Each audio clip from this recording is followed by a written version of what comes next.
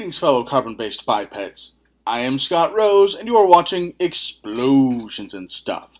Today, I'll be handling the request of Darklight Entertainment and reviewing the 1997 film Retroactive, starring James Belushi, Kylie Travis, Shannon Worry, and Frank Whaley. An overview of the movie? After leaving her job as a Chicago police officer, Karen returns home to Texas, has some car trouble, and ends up hitching a ride with someone who turns out to be a little bit off. Meanwhile, government scientist Brian is developing a machine to send people back in time. After the driver Karen hitched a ride with kills his wife and tries to kill her, Karen escapes to Brian's lab and is accidentally sent back in time. The pros of this movie?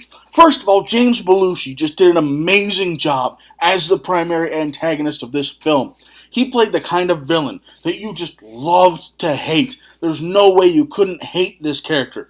He was very charismatic, very entertaining, very energetic. You could tell that James Belushi was just having fun with this character. He was just having fun with the role, and he nailed it. He hit it out of the park. James Belushi absolutely stole the show in this movie. Also, this movie had very exciting car chases.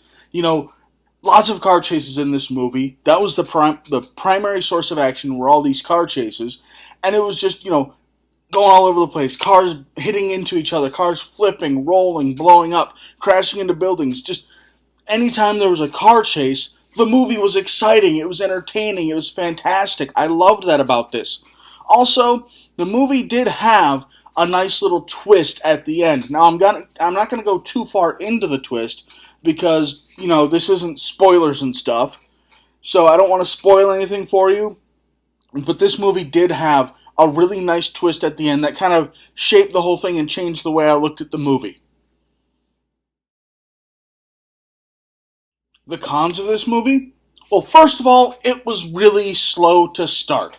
I think it was like half an hour into the movie before the first time Karen traveled back in time. She went back in time multiple times, but the first time she did the time traveling thing was like half an hour into the movie. This movie's only an hour and a half long.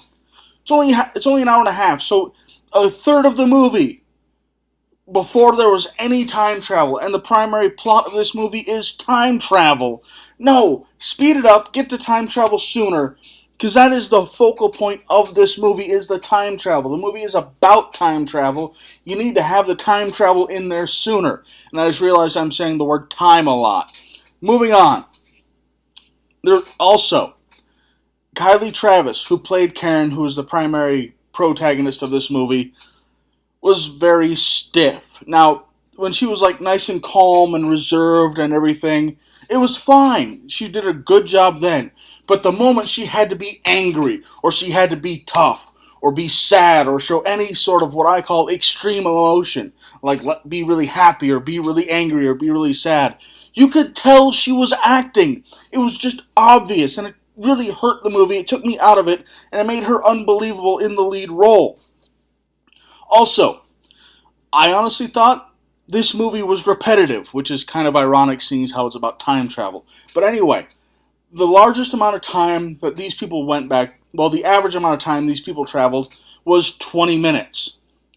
So you have a 20-minute chunk of time to work with. This is when they time travel. They can go anywhere in these 20 minutes, but no more than 20 minutes. So you were watching the same scene over and over and over again.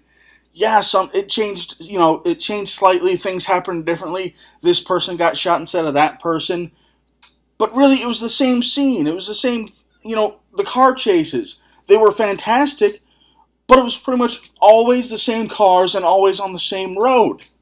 It just felt really repetitive, like I was just watching the same thing over and over and over again. The best action scene of the movie? Well, I'm going to cheat a little bit, and I'm just going to say all of the car chases, because they were all very exciting, very entertaining, but because it was always the same cars and it was always on the same road, they all kind of blended together and felt like one massive car chase. They all felt the same. but they were still really exciting and really entertaining and had me on the edge of my seat, and I loved them all. My overall thoughts on the movie? While I didn't really like the movie, I didn't really hate it either, so I'm going to give it the Zangief. This movie reminds me a lot of a slower version of Groundhog Day, but with gunfire and car chases and explosions.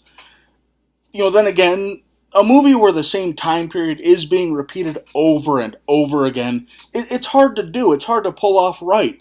And the main thing that hurt this movie was that time period was only 20 minutes long, so it really was just the same scene over and over again. I mean, this movie is definitely worth watching at least once, and if for no other reason than to see James Belushi's performance in this movie, I just don't see myself watching it more than one time. Thanks for watching. If you enjoyed this video, please feel free to like it and subscribe to my channel for new action movie reviews posted every week. Also, if you have any recommendations for movies you would like me to review in the future, please leave them in the comments below. Thank you and have a nice day.